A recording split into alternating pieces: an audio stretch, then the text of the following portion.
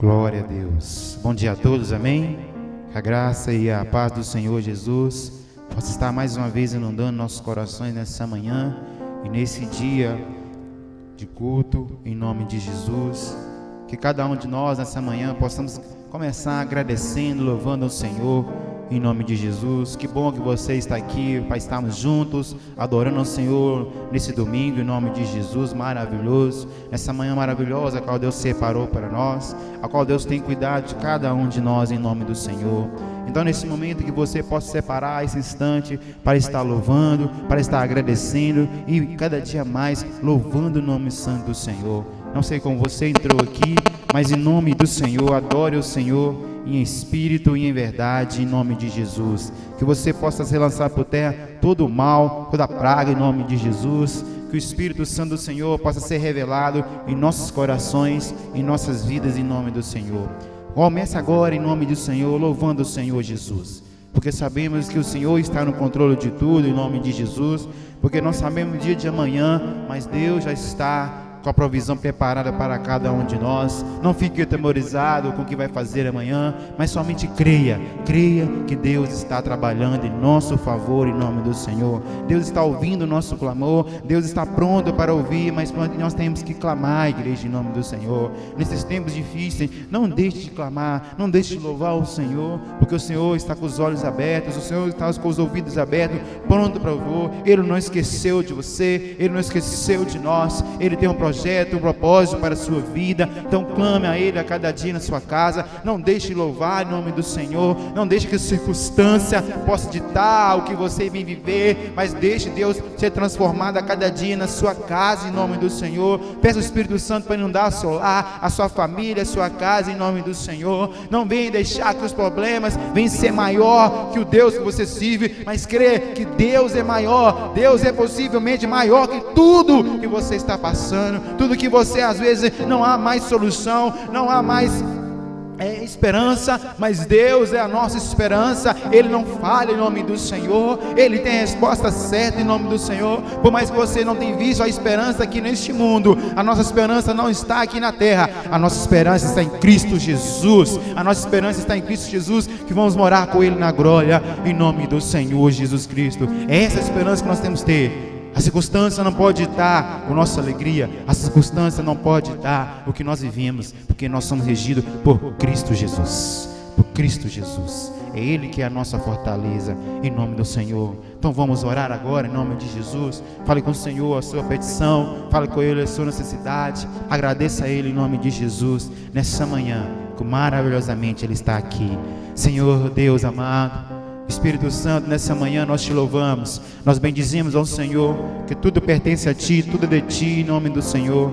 Nós pedimos ao Senhor, Espírito Santo, que não venha ser nada de nós mesmos para glorificar nós, em nome do Senhor, mas nós queremos pedir, Espírito Santo, que o Senhor venha ser, Pai, o nosso elo aqui nessa manhã, que o Senhor venha ser, Pai amado, a nossa busca, a nossa entrega aqui nessa manhã. Espírito Santo do Senhor, inunda cada canto, cada cadeira dessa igreja, em nome do Senhor. O homem tem tentado parar a obra, mas sabemos, Pai, que o Espírito Santo está trabalhando em nosso favor. Espírito Santo, em nome do Senhor, revela, Pai, em nome de Jesus Cristo, o que o Senhor quer trabalhar aqui nessa manhã, nesse culto. Espírito Santo do Senhor, transforma corações. O Senhor sonda, Pai. O Senhor, Tu és o nosso Consolador. Espírito Santo, nós pedimos, Senhor, Tu és bem-vindo, Tu és adorado aqui em nome de Jesus. Que não venha ser nada de nós mesmos, porque a nossa vontade, Pai amado, não vai sempre agradar o Senhor, mas que nós possamos viver em novidade na Tua palavra, em novidade, Pai, em Teu Espírito, Pai, em nome do Senhor Jesus Cristo. Espírito Santo do Senhor, Tu és adorado. Nós entronizamos o Senhor aqui nessa manhã e pedimos, Senhor, que o Senhor possa fluir em cada vida, em cada coração, em nome do Senhor. Visita agora, Pai, cada canto dessa igreja, que essa igreja possa ser inundada pela Tua presença, não pela nossa vontade, mas pelo Teu poder grandioso,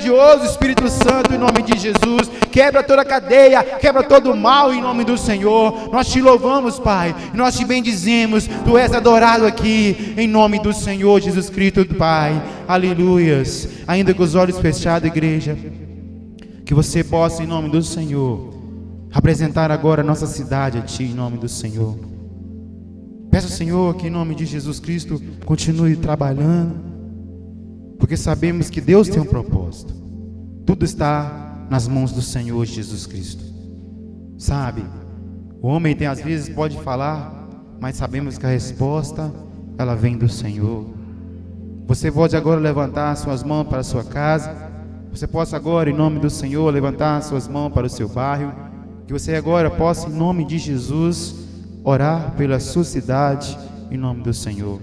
Porque sabemos que, em nome de Jesus, a sua casa está inserida aqui. Então, em nome de Jesus, como eu sempre gosto de falar, se a nossa oração, o nosso fervor começar em nossa casa, o nosso vizinho será transformado, o nosso bairro será transformado, em nome de Jesus. Então feche seus olhos agora, fale com o Senhor a sua necessidade.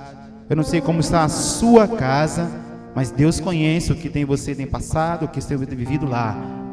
E ore para que Deus venha com a provisão, que Deus venha com a provisão nessa cidade, em nome do Senhor. O vírus está aí, mas as circunstâncias não podem dizer o tamanho que o Deus no qual nós servimos. A circunstância não pode nos abater, porque nós vivemos em Cristo. A circunstância pode dizer não, mas Deus sempre dirá sim, eu posso tudo naquele que me fortalece, porque nós estamos em Cristo Jesus. Senhor Deus, eterno Pai, nessa manhã, Pai, nós queremos apresentar a nossa cidade a Ti, o nosso Brasil, Pai, em nome de Jesus. Nós colocamos cada casa, Pai, cada família, Pai, em nome do Senhor, cada pessoa, Pai, que em nome de Jesus não pôde estar aqui, Espírito Santo. Eu peço, Senhor, Pai, que o Senhor possa visitar agora, em nome do Senhor. Não sei por qual motivo, mas em nome do Senhor, visita cada família agora, Pai, em nome do Senhor. E seja guardando, Pai, seja livrando, Pai, em nome do Senhor. Às vezes, Pai, tem vindo, Pai, más notícias, Pai, pessoas lançaram circunstância contrária, mas em nome do Senhor Jesus Cristo, Pai, renova, Pai, as forças, renova a esperança, Pai. Entre em cada casa agora, Pai, em cada lar, que traga paz, que traga amor, que traga transformação, que traz alegria, Pai, de confiarmos mais em Ti, Pai, em nome do Senhor. Oh Deus amado, Deus Santo, Espírito Santo, Tu és adorado e nós te entronizamos e cremos que o Senhor já operou, Pai, em nome do Senhor. Dá sabedoria, Pai amado, ao nosso governador, presidente, prefeito, que tudo venha ser dirigido não pela nossa vontade humana, mas que venha ser dirigido pela palavra, sabedoria do Senhor, Pai, em nome do Senhor Jesus Cristo, Pai. E Pai amado, fortalece, Pai, o Teu povo, Pai, para orar, para clamar, porque sabemos, Pai, que tudo, Pai, a resposta vem através da oração, Pai, em nome do Senhor. Pai, nos ensina, Pai, ser a mais agradecidos, Pai, e menos murmuradores, porque o Senhor, Pai, opera, Pai, na obediência, em nome de Jesus Cristo. Amém, igreja? Você que tem a sua Bíblia, abra comigo nessa manhã, livro de Romanos, capítulo 8, versículo 37. Sabemos, pois, que Romanos vem tratar da justiça de Deus e que a salvação vem pela fé.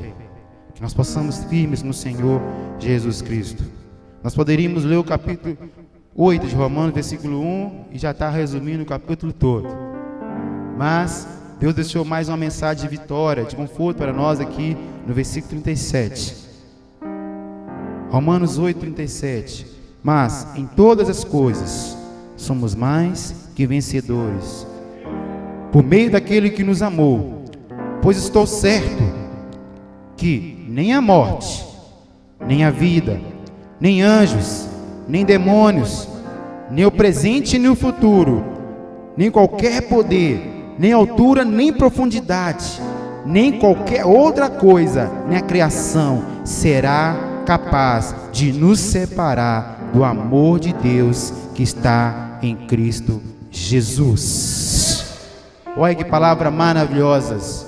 Nada, o versículo 39 vem falar, nem altura, nem profundidade, nem qualquer outra coisa na criação será capaz de nos separar do amor de Deus que está em Cristo Jesus. Se nós andarmos em fé, se nós andarmos em Cristo, a circunstância não vai nos tirar do caminho de Jesus. Talvez a circunstância para você tenha falado o contrário, mas graças a Deus você tem Cristo Jesus.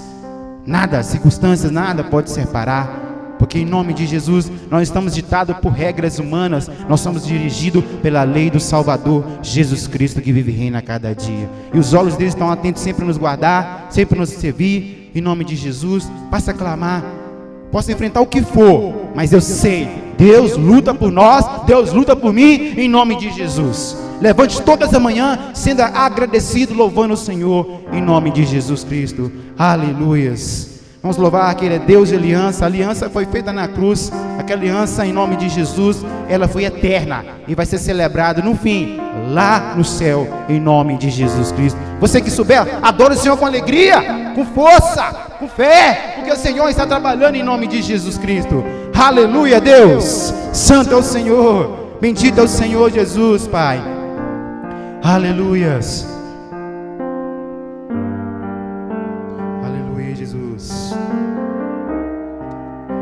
Eu sei que os teus olhos, sempre atentos, permanecem em mim, e os teus ouvidos, Senhor, e os teus ouvidos estão sensíveis para ouvir meu clamor. Posso até chorar, mas a alegria vem de manhã. És Deus, e és Deus de perto e não de longe. Nunca mudaste, tu és fiel.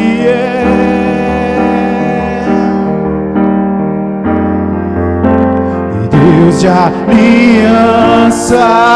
Deus de promessas, Deus que não é homem pra mentir. Tudo pode passar, tudo pode mudar, mas tua palavra vai se cumprir. Eu posso enfrentar o que for. Eu sei quem luta por mim. Meus planos não podem ser frustrados. Minha esperança está nas mãos do grande eu sou. Meus olhos vão ver o impossível acontecer. E Deus de aliança, Deus de promessas, Deus que não é homem pra mentir. Tudo pode passar, tudo pode mudar, mas tua palavra vai se cumprir. E Deus de aliança, Deus de promessas, Deus que não é homem pra mentir. Tudo pode passar, tudo pode mudar, mas tua palavra vai se cumprir. Tudo passou. No início do ano, nós nunca imaginaríamos passar o tempo que estamos passando hoje. Acabamos de louvar. Tudo pode passar, tudo pode mudar, mas a palavra do Senhor vai cumprir. Creia que a palavra que vou direcionar para você, Deus vai cumprir em sua vida. A palavra que Deus determinou na sua vida, o mundo não pode mudar. Porque Deus prometeu, porque é Deus de aliança. A aliança já foi feita para nós lá na cruz. E a aliança de sangue, nada pode fazer aquilo por voltar, porque Deus já pagou o preço por cada um de nós. Que Ele é um Deus de aliança. Que nada, tudo pode passar, mas a aliança de Deus ela é eterna em nossas vidas, em nome de Jesus. Aleluia. Aplauda ao Senhor. Celebre ao único digno de toda honra, toda glória e todo louvor. Glória a Deus. Pode se assentar, meus queridos. Quero dar alguns avisos. Nós teremos culto hoje, agora, às 10 da manhã. Teremos culto também às 19 horas. Mas a partir de segunda-feira temos um novo decreto. E o decreto impede o funcionamento da igreja. Nós sabemos que nos reunimos em casa, nos reunimos, em oração, é um tempo de estarmos ali na intimidade com o Pai, porque o culto ele não se dá apenas neste lugar. O culto ele começa na sua casa e se estende para a igreja. Não é da igreja para casa, é da casa para a igreja.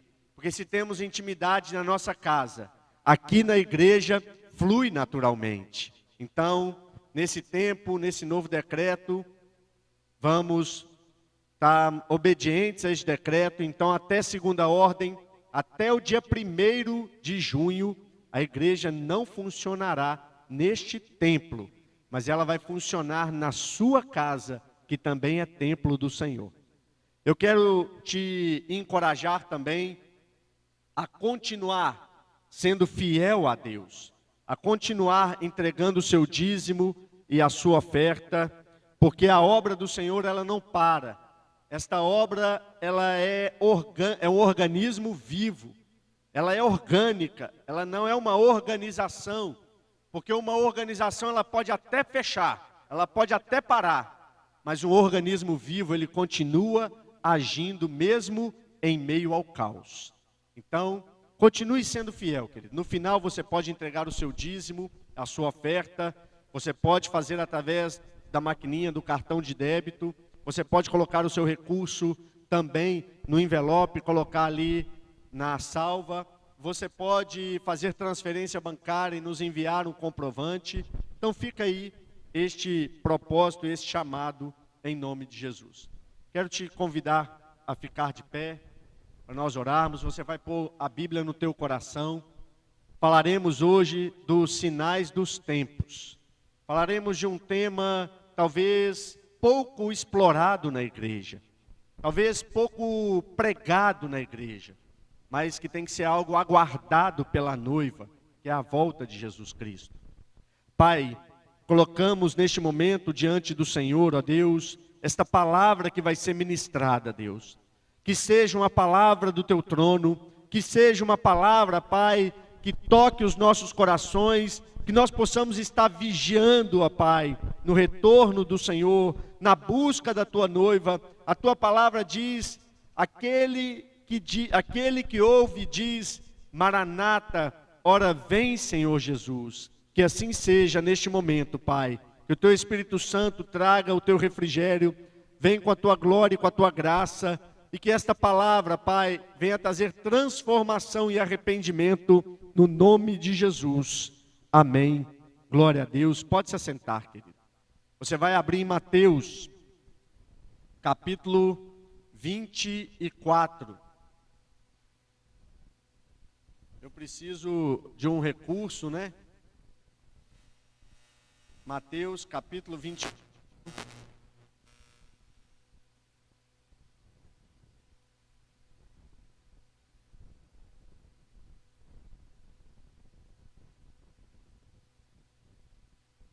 Mateus, capítulo 24, e nós vamos fazer uma explanação do que a palavra está dizendo. Eu quero dizer para vocês, meus queridos, que a Bíblia, ela fala bastante da vinda do Senhor. A Bíblia, ela traz inúmeras passagens, inúmeros versículos, inúmeros capítulos sobre a vinda de Cristo. E Mateus 24, ele traz para nós esta explanação, e uma das últimas palavras, último sermão, vamos dizer assim, um dos últimos sermão de Jesus. Quero dizer que, por exemplo, o Apocalipse, que a palavra Apocalipse quer dizer revelação, e o Senhor então está trazendo uma palavra apocalíptica para nós, porque Ele está trazendo uma revelação.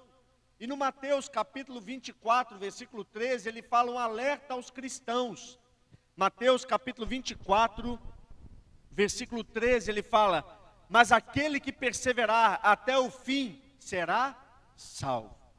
Ou seja, nós precisamos perseverar. Por que perseverar? Porque não será fácil, querido. A vida cristã, ela não é fácil. Por isso que a palavra está dizendo, olha, persevere até o fim. Não é perseverar por um momento, é perseverar em todo o tempo que estamos nesta terra. Todo dia temos que perseverar diante de uma batalha, diante de uma luta. Primeiro, uma luta conosco, uma luta com o nosso eu, uma luta contra as vontades e os desejos da nossa carne. E também temos que lutar contra principados e potestades nas hostes celestiais da maldade. E ele fala, persevera até o fim, porque você será salvo.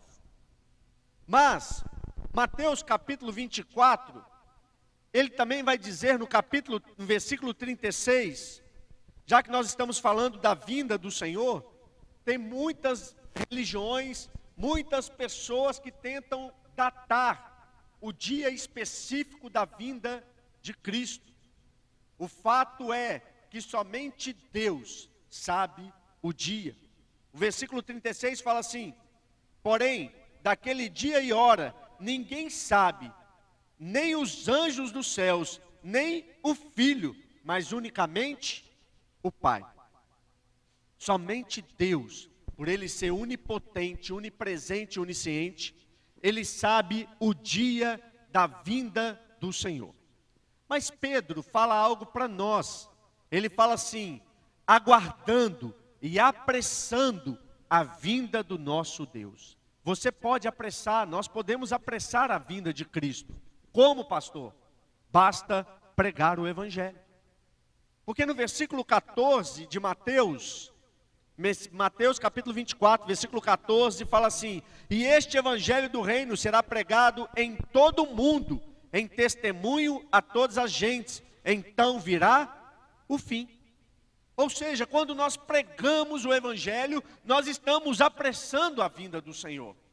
Então, neste contexto que nós estamos falando, de ninguém saber o dia, de ninguém saber a hora, nós sabemos que a vinda do Senhor, para nós, é uma alegria. A mesma mensagem, ela pode ser uma mensagem de tristeza e ranger de dente, como ela pode ser uma alegria, uma mensagem de felicidade e bênção. Porque a vinda do Senhor vai nos livrar da ira de Deus. Aquele que o Senhor, que ouvir a trombeta e for chamado e ter o nome escrito no livro da vida, esse encontrará com o Pai, e ali ele vai ser livre, liberto da ira de Deus, como diz lá em Mateus 24, versículo 21. Porque haverá então grande aflição, como nunca houve desde o princípio do mundo até agora, nem tampouco haverá jamais. Ou seja, esta vinda de Cristo vai livrar a noiva desta ira de Deus. Uma aflição, um sofrimento como nunca houve na terra e nunca haverá jamais. Então a vinda do Senhor, para nós vai ser libertação, mas para outros vai ser condenação.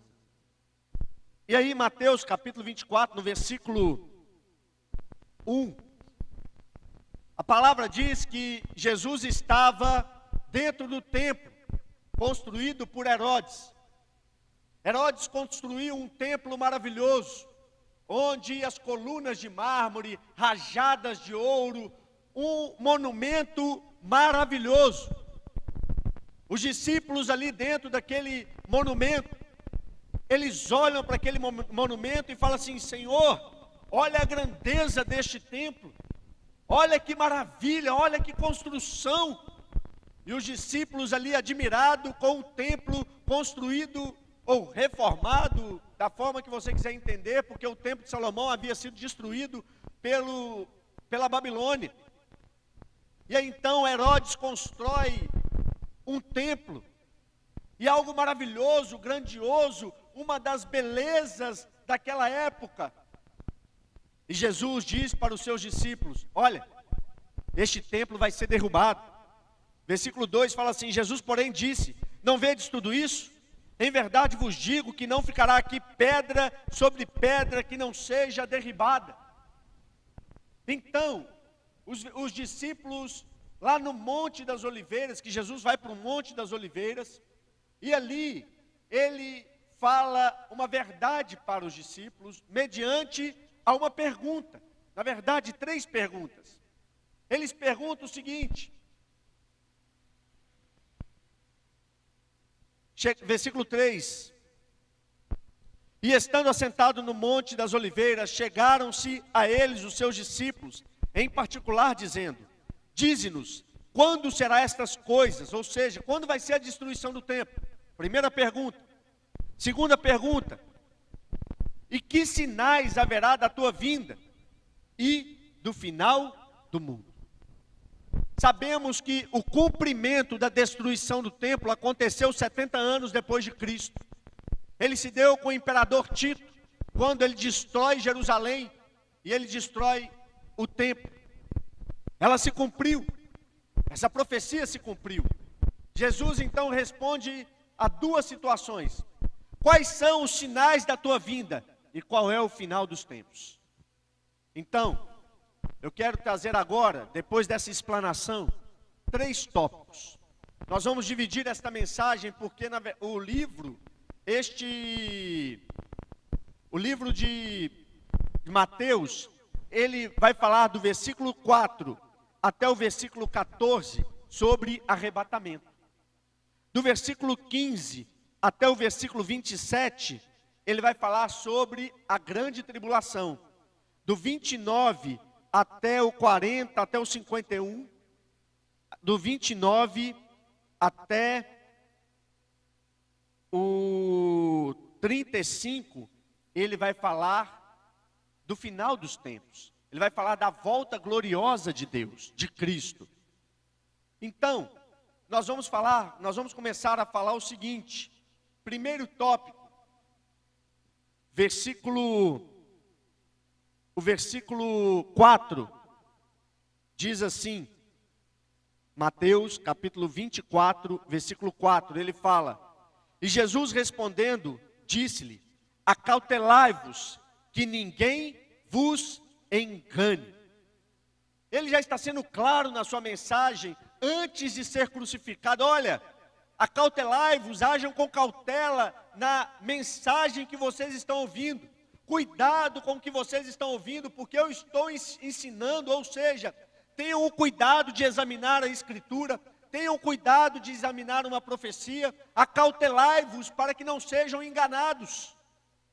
No versículo 11, ele vai falar: e surgirão muitos falsos profetas e enganarão a muitos. Versículo 24, porque surgirão falsos cristos e falsos profetas, e farão tão grandes sinais e prodígios, que se fosse possível, enganariam até os escolhidos.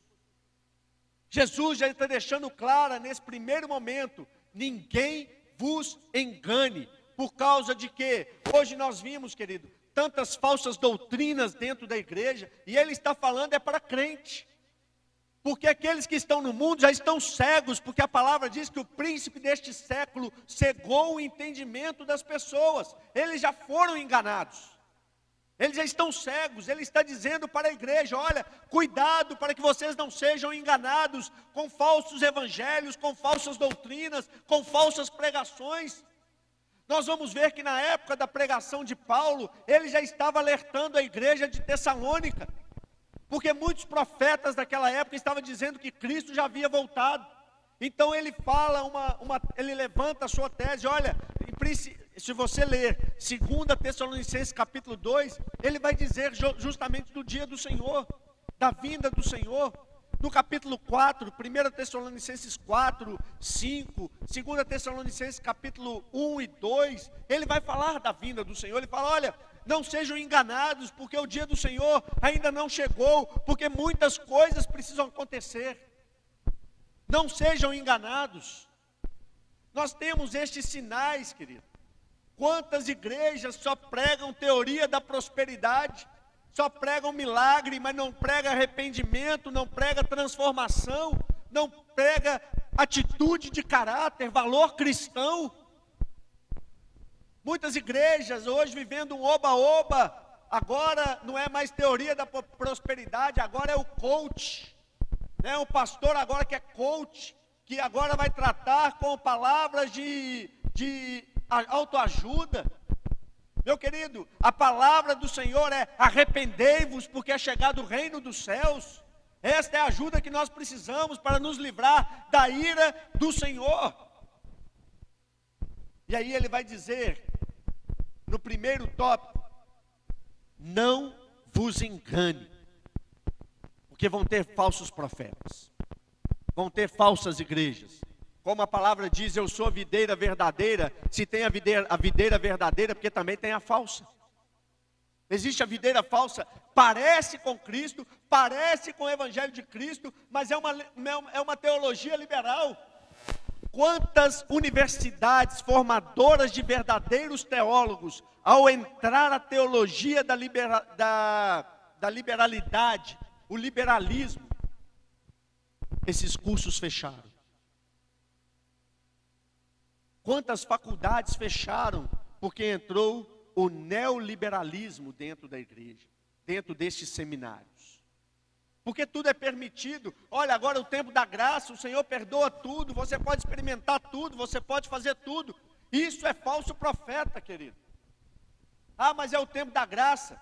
É o tempo da graça, mas o Senhor é justiça. O Senhor, Ele trará justiça. Se você ler em 1 Tessalonicenses, capítulo 1, ele vai dizer o seguinte: aqueles que são atribulados, que estão com o Senhor, trará alívio. Mas aqueles que estão atribulando, aqueles que estão negando a palavra, ele fala duas coisas: aos que não conhecem e aos que desobedecem. A palavra diz que sobre eles virá o juízo do fogo eterno. Ou seja, aqueles que não conhecem e aqueles que desobedecem. A palavra não muda. A porta continua a mesma. A porta, ela não passou por reforma. A palavra de Deus não passou por reforma. O que passou para a reforma, na reforma protestante, foi justamente a conduta para voltarmos para a palavra de Deus, porque ela não passou por reforma. E quando nós falamos desta vinda do Senhor, o segundo tópico que eu quero tratar aqui, que eu vou demorar um pouquinho mais, que eu vou trazer algumas pesquisas e algumas informações que às vezes passa desapercebido. Existem 3 tipos de sinais, que nós estamos falando dos sinais da vinda de Cristo. Existem sinais físicos, existem sinais morais e existem sinais espirituais. Meu querido, eu quero te falar que desde quando começou essa pandemia, eu tenho lido diariamente Mateus capítulo 24. Ou seja, tem quase 2 meses que eu estou lendo Mateus capítulo 24.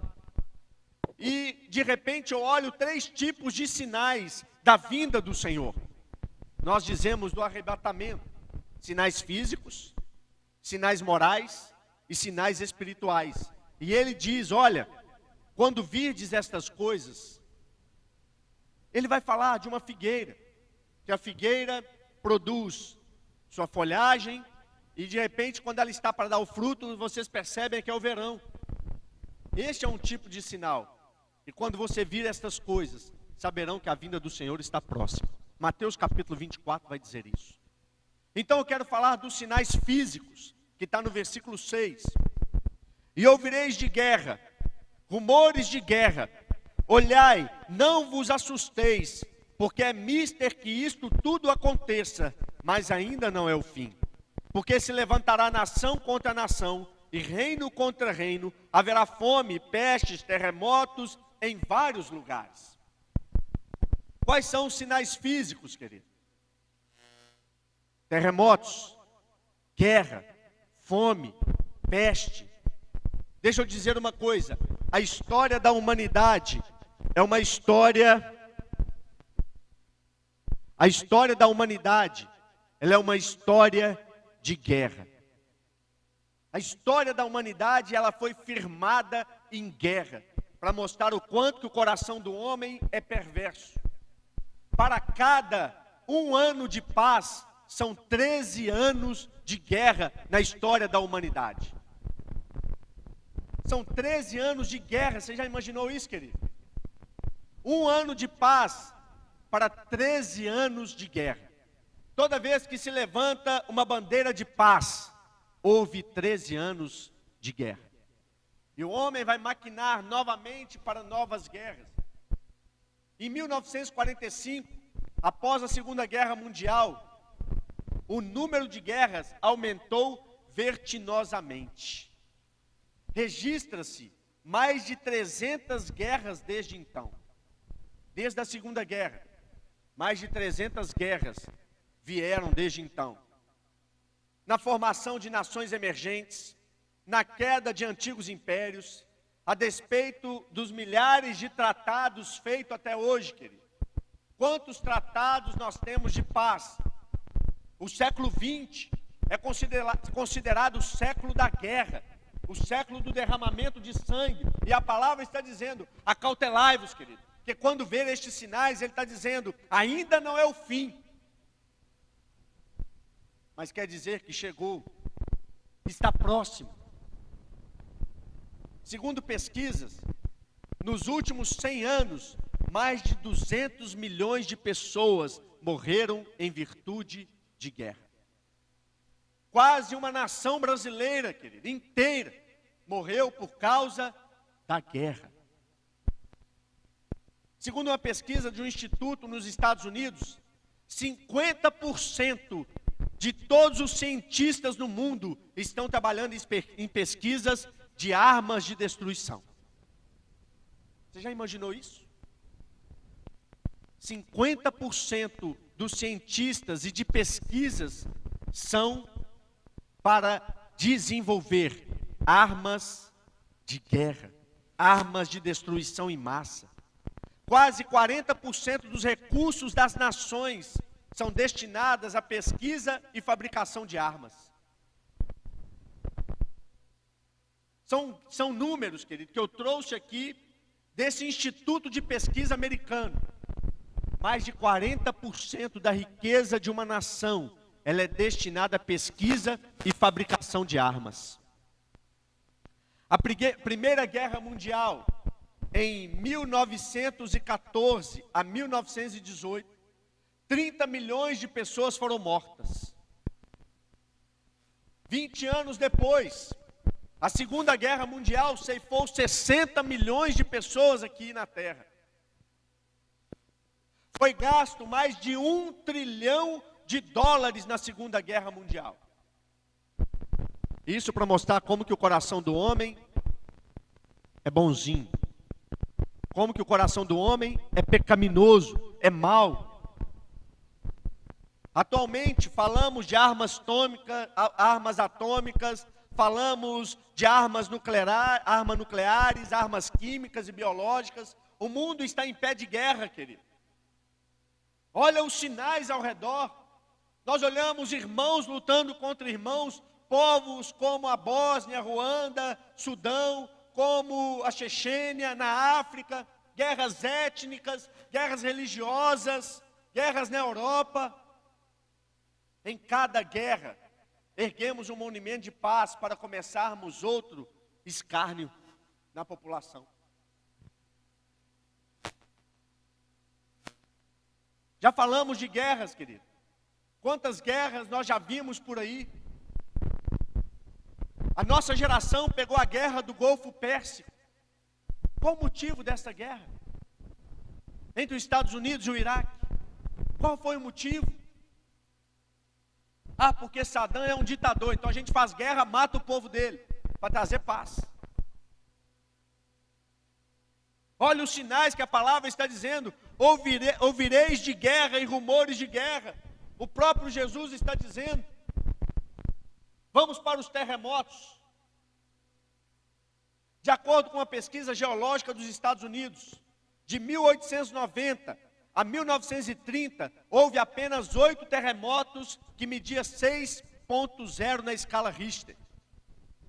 De 1930 a 1960, houve 18. De 1960 a 79, houve 64 terremotos catastróficos. De 1980 a 1996, houve mais de 200 terremotos. A terra está sendo abalada e chacoalhada pelos terremotos. Talvez você vai se lembrar do mais recente na China, em 2004, se eu não me engano, mais de 200 mil pessoas morreram. Nós temos aqui, eu vou falar de alguns, 1755, 60 mil pessoas morreram em um terremoto em Lisboa. 1906, terremoto destruiu São Francisco, na Califórnia. 1920, Kansas, na China. 1923, cidade de Tóquio. 1960, o Chile. 1970, o Peru. Nos últimos anos, vimos um tsunami na Ásia. Quem lembra do tsunami da Ásia, em 2004? Que devastou aquela parte onde eu esqueci? Do Japão, não, da Tunísia, não. Tailândia, isso, lá na Tailândia, querido, devastou a Tailândia. Nós lembramos também de um terremoto que varreu cidades inteiras, que foi no Japão, onde as águas entrou dentro das casas das cidades, destruindo tudo. Quem lembra em 2004 do furacão Katrina, que devastou a cidade de Nova Orleans, nos Estados Unidos? Furacões, tufões, terremotos, a natureza está gemendo em convulsão. A natureza está abalando os alicerces desta terra, querido. E a palavra está falando sobre guerra, rumores de guerra, terremotos. Os sinais estão aí. Então ele está falando de fome também. Então vamos falar de fome. A fome é um subproduto da guerra. Como já dissemos, gastamos hoje mais de $1 trilhão com arma de destruição. Esse dinheiro daria para resolver todo o problema da miséria, todo o problema da fome, todo o problema de falta de moradia, querido. Mas o coração humano, o coração da humanidade está voltado para quê? Para conquista, para poder, para guerra. Um presidente americano, em 1953, ele disse uma frase: o mundo não está gastando apenas o dinheiro nas armas, ele está despendendo o suor de seus trabalhadores, a inteligência de seus cientistas e a esperança das suas crianças. Nós gastamos num único avião de guerra 500 mil sacos de trigo e num único míssil casas novas para 80 famílias. Esse presidente americano disse isso em 1953. Nós vamos olhar, querido, a fome, estima-se que 50% de uma população mundial, ela carece, ela passa necessidade, ela passa fome. E os recursos estão sendo empregados aonde? Em armas de guerra. O Brasil não fica por trás, querido. Quantos milhões e milhões foram gastos em compras de aviões de guerra aqui no Brasil, nos governos anteriores? Armamentos, mais armamentos para proteger a nossa nação, ou para conquistar algo, ou para defender os nossos ideais. Os sinais estão aí, querido. Vocês vão ouvir falar de guerra, rumores de guerra, vão ouvir falar desses sinais de fome, de pestes. Então passa para a peste. A gripe aviária, a gripe suína, a febre aftosa que afetou o Brasil e a sua economia, a gripe espanhola, H1N1, coronavírus, que conseguiu parar todo mundo. Vão ouvir falar de pestes, mas ele fala assim, versículo 8: mas todas estas coisas são princípio de dores. Vai acontecer. Agora eu quero falar Nós já falamos dos sinais físicos, que está aí para todo mundo ver, querido. Vamos falar de sinais morais.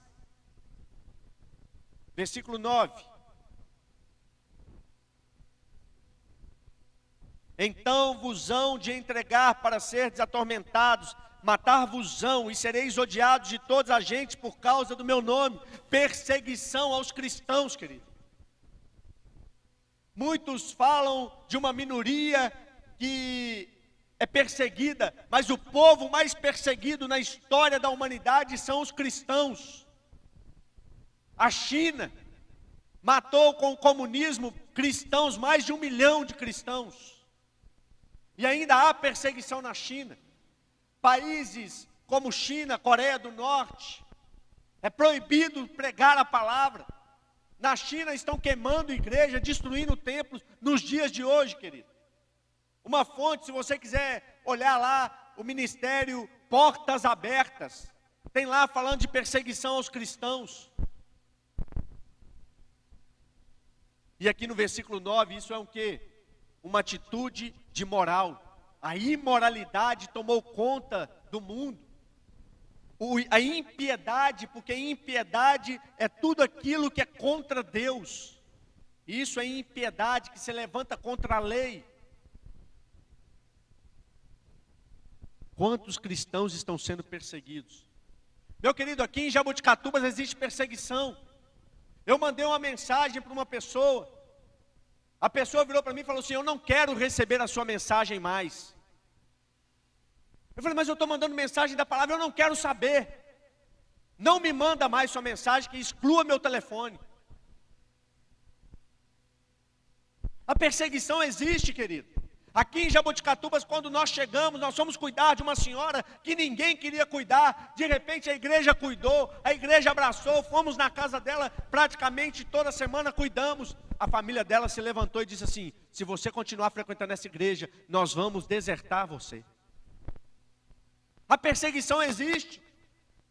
Aqui no Brasil, ainda pessoas não são mortas por causa da pregação do evangelho, mas existe perseguição. Olha no nosso Senado, olha na nossa Câmara de Deputados, olha na Câmara dos Vereadores, e você vai ver o quanto o evangelho ele é perseguido. Quando um presidente diz que vai levantar um ministro do STF extremamente cristão, a mídia se abala e vai contra. Mas pode macumbeiro, pode feiticeiro, pode tudo, querido. De menos cristão lá. Perseguição por causa de um fator, de um sinal moral. Versículo 10. Neste tempo muitos serão escandalizados e trair-se-ão uns aos outros, e uns aos outros se aborrecerão. Escândalos com cristãos, escândalos com o nome de Cristo, querido. Aqueles que professam ser cristãos envergonhando o nome do seu Senhor. Escândalos dentro da igreja, escândalos, aqueles que se dizem crentes e cristãos. Quantos que nós vemos por aí, querido? Quantas pessoas envergonhando o nome de Cristo, trazendo escândalos, escárnio para uma sociedade ímpia, ao ponto de Paulo no capítulo 1 Coríntios, capítulo 6, falar: vocês que são cristãos, que a vez de julgar o mundo, levam as suas condições para o ímpio julgar vocês. Paulo teve que chamar a atenção da igreja de Corinto, por causa dos escândalos. No capítulo 5 de 1 Coríntios, nós encontramos Paulo olhando para uma igreja conivente com um homem que dormia com a esposa do teu pai. Escárnio, escândalo. Uma igreja que veio do paganismo, converteram pessoas do paganismo, mas o paganismo continuou dentro da igreja. Paulo tem que escrever para exortar esta igreja. Uma igreja complicada, falta de união, falta de amor, falta de comunhão, dissensões dentro da igreja. E Paulo escreve para esta igreja para trazer uma direção. Por causa de quê? Por causa de escândalos. Versículo 12. Um sinal moral. e por se multiplicar a iniquidade. Sabe o que é iniquidade? No grego quer dizer condição daquele que não cumpre a lei, desprezo e violação pela lei. Isso é iniquidade. Por aumentar o desprezo à lei, por aumentar o desprezo à palavra, por aumentar o desprezo à cruz de Cristo, o amor de muitos vão se esfriar. De quem vai se esfriar? Das pessoas que estão lá fora? Não, eles já estão frios, querido. De dentro da igreja. A iniquidade, querido, deixa eu te dizer, só vai aumentar. A maldade só vai aumentar. Já falamos de guerra aqui, que as nações gastam mais com armas do que no combate à fome. A iniquidade só vai aumentar. Mas a nossa oração tem que ser para não deixar o nosso coração se esfriar, querido. Porque é tempo de dores. É tempo de dores. E a palavra está dizendo ainda no versículo 37, um dos sinais evidentes da vinda do nosso Senhor Jesus.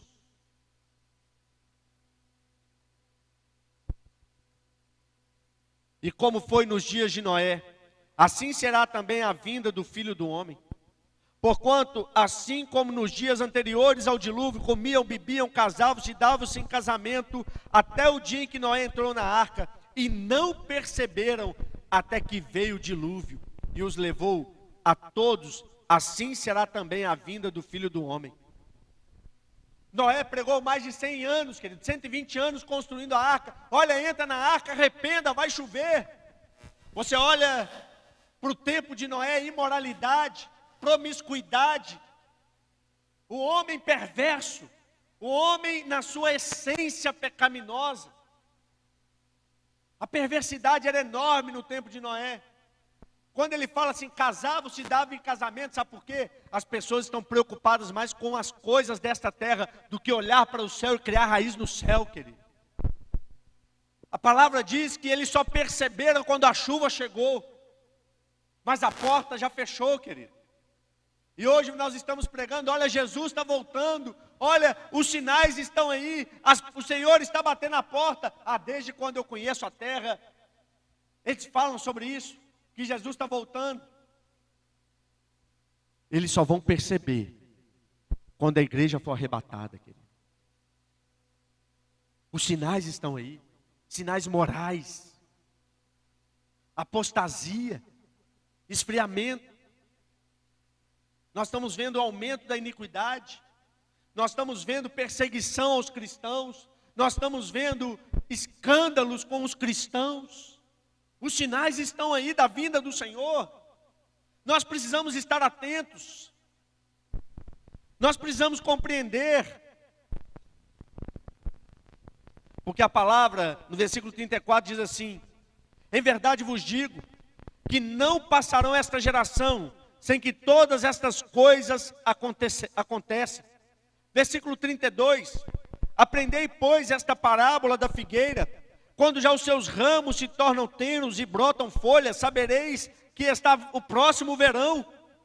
Igualmente, quando virdes todas estas coisas, sabei que ele está próximo à porta. Essas coisas estão visíveis aos nossos olhos, querido. Guerra, rumores de guerra, terremoto, peste, fome, esfriamento, apostasia, abandonar a fé, iniquidades aumentando, escândalos com o povo de Deus.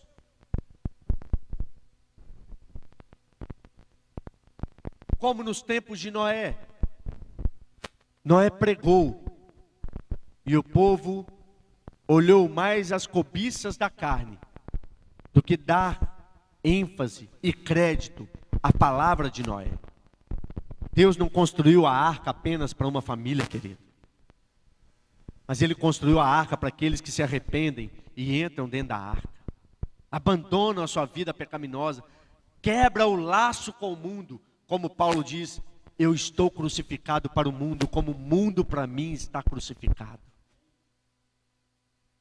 Ele está dizendo agora, nos tempos de Noé, pregou e as pessoas não acreditaram. Deixa eu só abrir um parênteses, querido. O seu ministério não se dá por número de pessoas alcançadas. O seu ministério se dá em cumprir a palavra de Deus. Noé, ele não era um carpinteiro, ele não era marceneiro, ele não sabia mexer com madeira. Ele simplesmente entrou de cabeça nesse ministério e falou: eis-me aqui, Senhor. E Deus o capacitou para construir a arca. E ele pregou. Agora o convencimento vem do Espírito Santo. Vem daqueles que deixam o Espírito Santo agir. Naquela geração, ninguém entrou na arca a não ser a família de Noé. Hoje nós estamos pregando e as pessoas não estão dando crédito que Jesus está voltando. Tem cristãos que vivem como se isso não fosse acontecer, querido. Que vive dentro da igreja, mas o pé está no mundo. Acha que Jesus não vai voltar. Deixa eu dizer, viva como se Jesus fosse voltar hoje. Porque nós não sabemos o dia. Ah, mas amanhã eu me arrependo. Pode ser que amanhã seja tarde demais. Viva como se Jesus fosse voltar agora, querido. Nesse instante. Arrependa. Põe sua vida em ordem. Porque no dia será tarde. Depois que a porta fechar, querido, talvez vai perceber que era verdade o que está escrito na Bíblia. E eu quero terminar com os sinais espirituais. Falei sinais físicos, que nós vimos pela natureza. E é interessante que Romanos capítulo 1 vai dizer que o Senhor se manifesta nas coisas criadas e na natureza, porque aquilo que nós conhecemos de Deus, Ele se revelou nas coisas criadas. Vimos os sinais na natureza. Vimos os sinais morais e o maior dele é dentro da igreja, que é escândalos e esfriamento. Agora nós vamos falar dos sinais espirituais. Versículo 4. 24:4. E Jesus respondendo disse-lhes: acautelai-vos que ninguém vos engane. Porque muitos virão em meu nome, dizendo eu sou o Cristo, e enganarão a muitos. Versículo 11.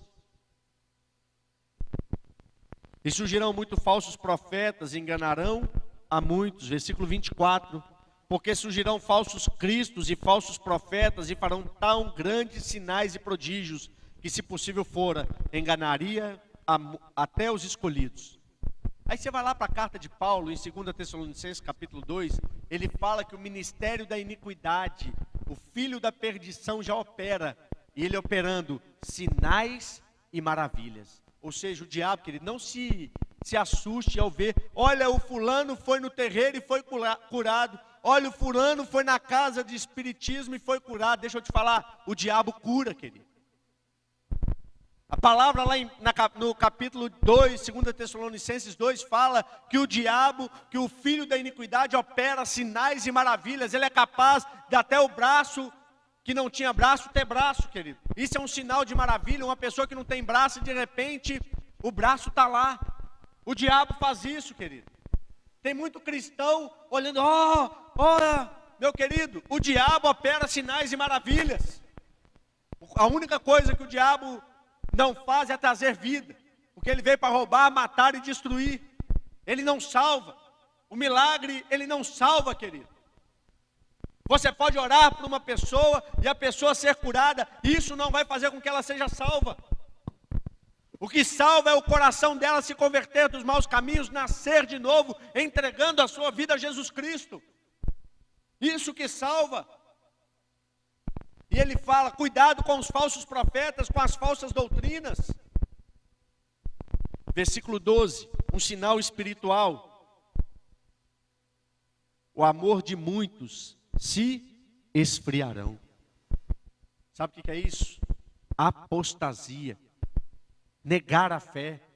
Pessoas que um dia tiveram contato com o Evangelho e abandonaram o Senhor e voltaram para a sua natureza de pecado. Apostasia. Hoje, para cada cristão dentro da igreja, tem 4 fora, querido.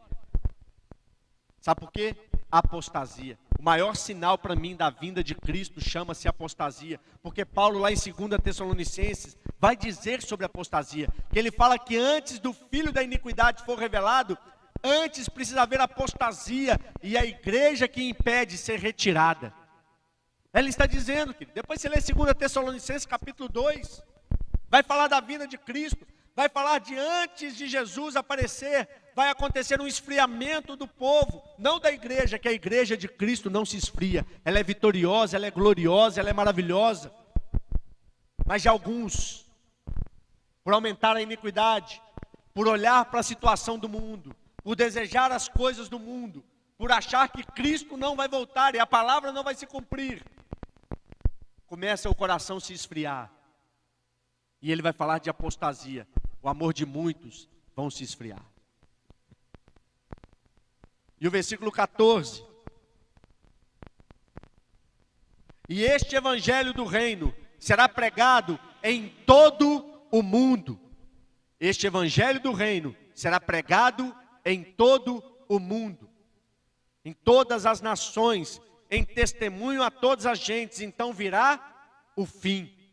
Qual é a evidência espiritual, querido? Deixa eu te falar. Todos os continentes já receberam a palavra das boas novas. Todos os continentes. Não tem um continente na terra onde a palavra não entrou. Não tem um país da terra onde a palavra não entrou.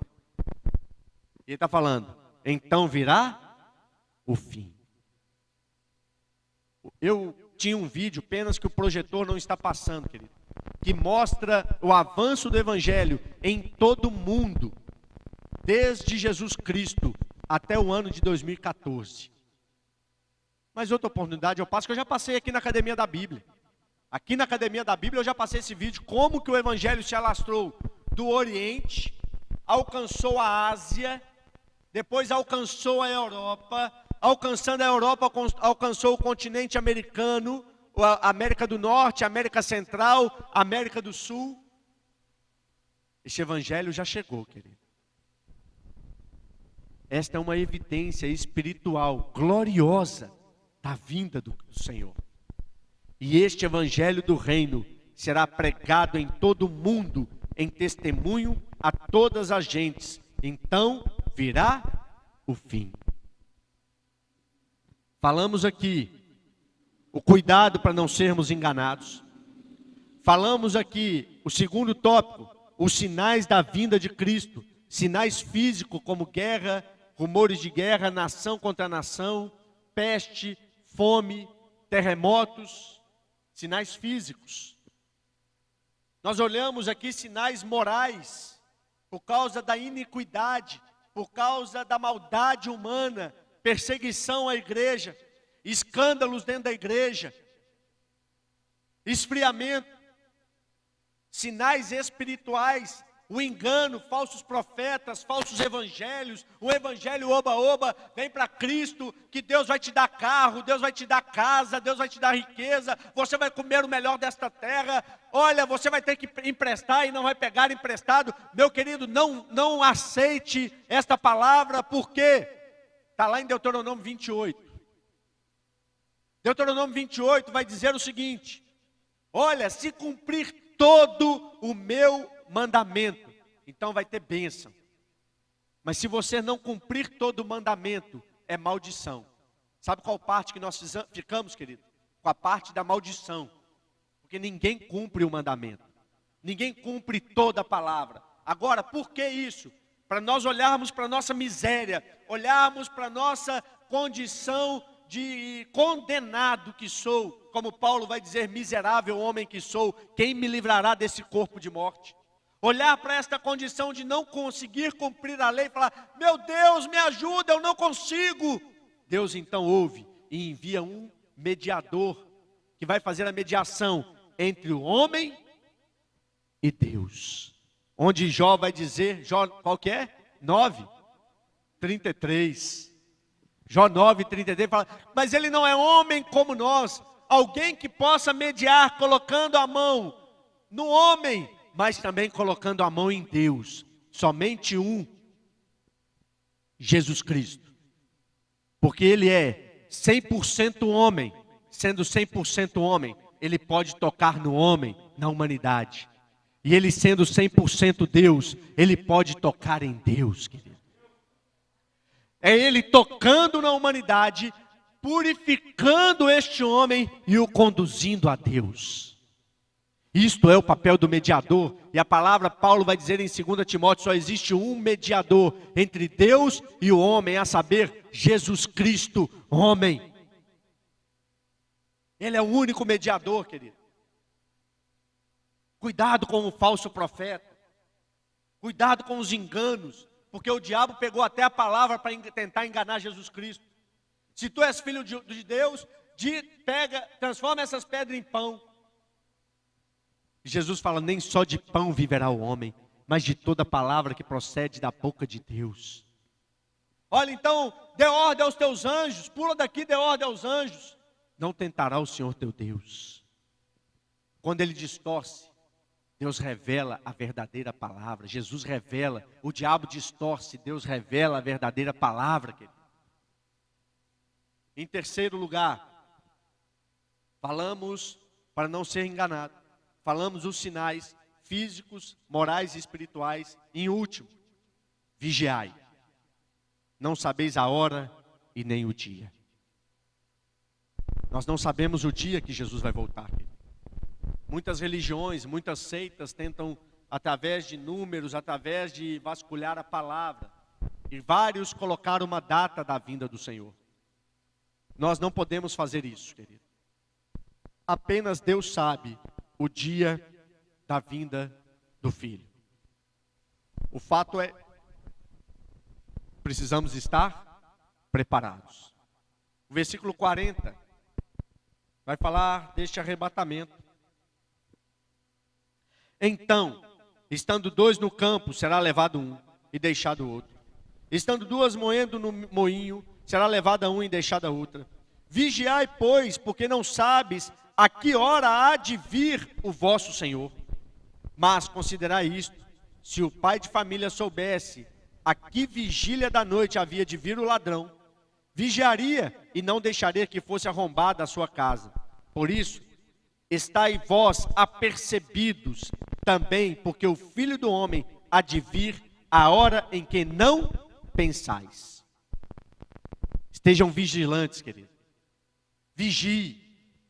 Vigie. Esse é o terceiro ponto. Vigie, porque nós não sabemos a hora. Ele pode voltar a qualquer momento, querido. Os sinais já estão aí, nós já falamos destes sinais. Então arrependa, volta para a palavra, volta para a cruz, volta para Jesus Cristo. Arrependa. Porque senão, como nós lemos aqui no versículo 21, uma tormenta como nunca houve antes. A ira do Senhor, onde os cálices da ira do Senhor será derramada sobre esta terra. Depois vocês leem Apocalipse. E é interessante que ele fala de uma parábola. 45. Quem é, pois, o servo fiel e prudente, que o Senhor constituiu sobre a sua casa, para dar o sustento ao seu tempo? Bem-aventurado aquele servo que o Senhor, quando vier, o achar, servindo assim. Como? Bem-aventurado, servindo obediente, buscando a palavra, sendo coluna de sustentação da casa do Senhor.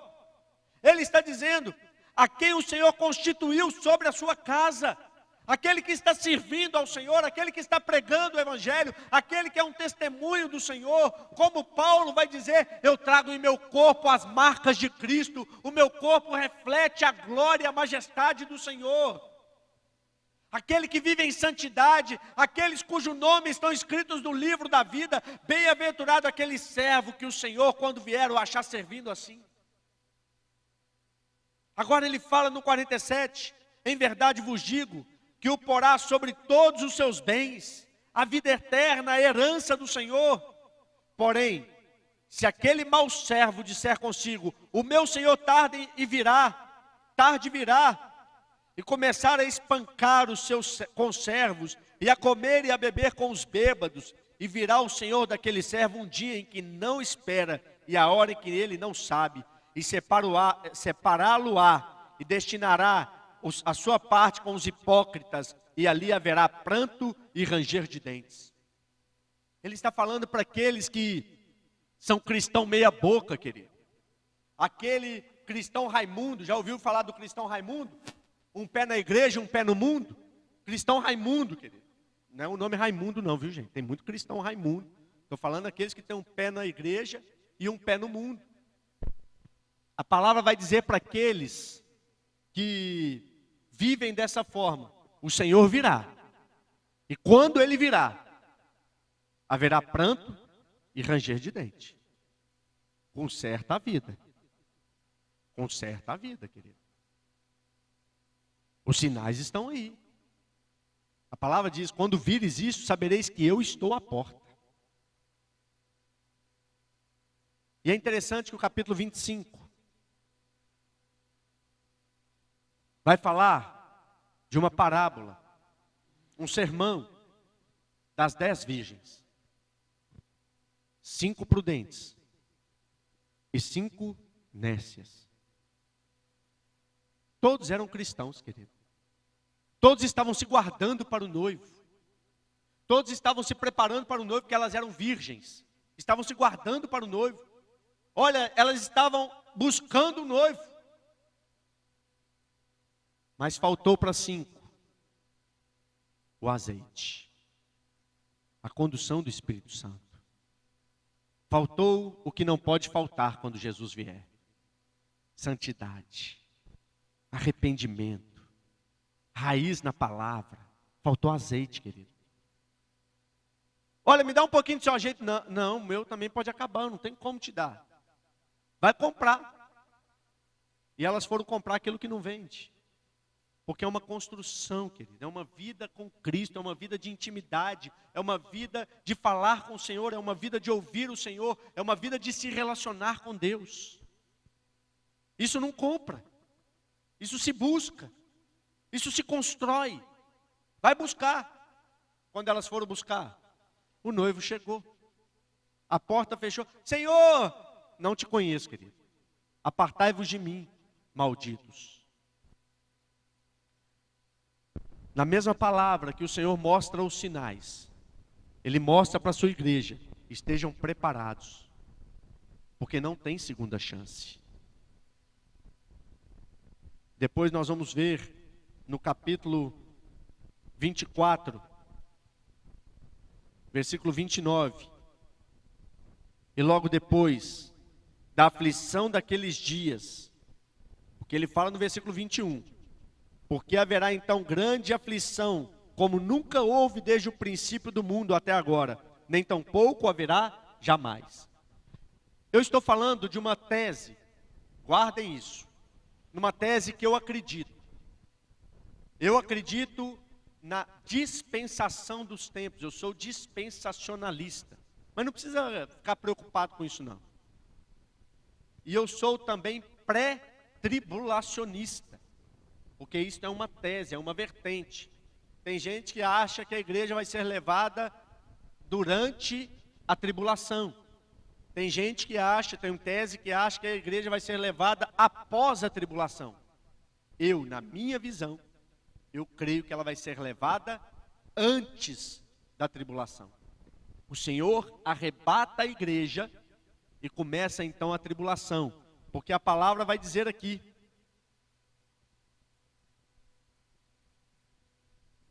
deixa eu achar onde que está. Quando, pois, virdes a abominação da desolação, de que falou o profeta Daniel, está no lugar santo. Quem lê, que entenda. Versículo 15. Quando, pois, virdes que a abominação, está falando da tribulação, a igreja foi retirada, porque Paulo fala que antes vem a apostasia, que o filho do pecado ele não é revelado, antes que aquele que o impede for retirado. 2 Tessalonicenses capítulo 2. Depois você lê lá. Ou seja, quando a igreja for retirada, o anticristo é revelado. Depois que ele é revelado, começa aqui, ele está falando: quando, pois, virdes a abominação da desolação, de que falou o profeta Daniel. O profeta Daniel falou lá no capítulo 9. E ele vai dizer 70 semanas de Daniel. E ele fala que da primeira semana até a 69ª, quando o Filho do Senhor for retirado. Jesus foi retirado, querido? Foi. Na cruz do Senhor, na cruz de Cristo, ele foi retirado.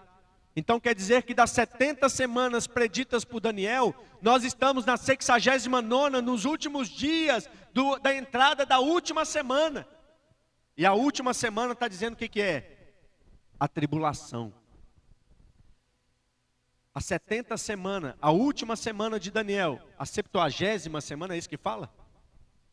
É a semana da tribulação, que são 7 anos de tribulação. E ele vai falar 3 anos e meio de tribulação e mais 3 anos e meio. Depois vai acontecer o quê? O que está no versículo 29. E logo depois da aflição daqueles dias, o sol escurecerá, a lua não dará sua luz. Aqui a igreja subiu, passou a tribulação, agora ele está respondendo a última pergunta dos discípulos. E o fim? E logo depois da aflição daqueles dias, o sol escurecerá, a lua não dará sua luz, e as estrelas cairão do céu, as potências do céu serão abaladas, então aparecerá no céu o sinal do Filho do Homem, todas as tribos da terra se lamentarão e verão o Filho do Homem vindo sobre uma nuvem dos céus, com poder e grande glória, e ele virá com os seus anjos, com rijo de trombeta, de clamor de trombeta, os quais ajuntarão os seus escolhidos, desde os 4 ventos, de uma e a outra extremidade dos céus. Aprendei, pois, esta parábola da figueira. E ele está falando então da vinda gloriosa, quando o Senhor virá montado, como Apocalipse fala, montado num cavalo branco. Ele coloca os seus pés ali no Monte da Oliveira. O Monte da Oliveira se fenderá, se partirá ao meio, e ali ele governará 1000 anos, o ano milenar, onde Cristo governará esta terra, e nós estaremos ali com ele, querido. Quando ele voltar com grande glória, esse tempo chama-se Armagedon, onde através de um sopro, ele aniquilará o anticristo e aprisionará Satanás. E ele governará durante 1000 anos, porque sempre a desculpa da humanidade foi que o problema era o diabo. Então ele prende o diabo, para que a humanidade não tenha mais desculpa. E mesmo assim eles vão adorar e desejar o anticristo. Fique de pé, querido. Os sinais estão aí. Os sinais da vinda de Cristo estão aí. Acautelai-vos, para que não sejam enganados. Que seja um tempo de conserto, querido, porque eu creio que Ele está bem próximo. Pai, que o Senhor venha sondar a nossa mente e o nosso coração, Deus. Que o Senhor venha falar de uma forma sobrenatural, Pai. Sabemos e vimos que os sinais estão evidentes. A Tua palavra diz que quando virmos estas coisas, o Senhor está à porta. Apocalipse vai dizer, eis que estou à porta e bato. Aquele que abrir a porta, eu entrarei e cearei com ele e ele comigo. Que assim seja na nossa vida, que assim seja na nossa família, que assim seja na nossa casa, Pai. Que nós possamos nos arrepender dos nossos maus caminhos, clamar, Pai, pela Tua misericórdia. E a palavra diz que todos que confessarem com a boca o Senhor e o teu coração crê que Ele ressuscitou dos mortos, será salvo. Livra-nos, ó Pai, da ira vindoura. Livra-nos, ó Pai, do dia da vingança do Senhor. E que nós possamos, neste tempo, ó Pai, estarmos participando da bodas do Cordeiro. Que nós possamos voltar para o Evangelho, voltar para a verdadeira palavra, voltar para a doutrina dos apóstolos, ó Pai, para que ninguém nos engane, no nome de Jesus. Que nós possamos, ó Pai, sermos conduzidos nos nossos lares, como um canal de bênção do Senhor, como um instrumento na mão do Senhor. E que a glória de Deus Pai, a graça maravilhosa do nosso Senhor Jesus e a comunhão com o Espírito Santo esteja sobre nossa vida, sobre a nossa família, em nome de Jesus. Vai em paz, eu te abençoo em nome de Jesus. Se você quiser deixar o seu dízimo e a sua oferta, você pode ali colocar na salva. E eu te abençoo. Vai em paz, querido.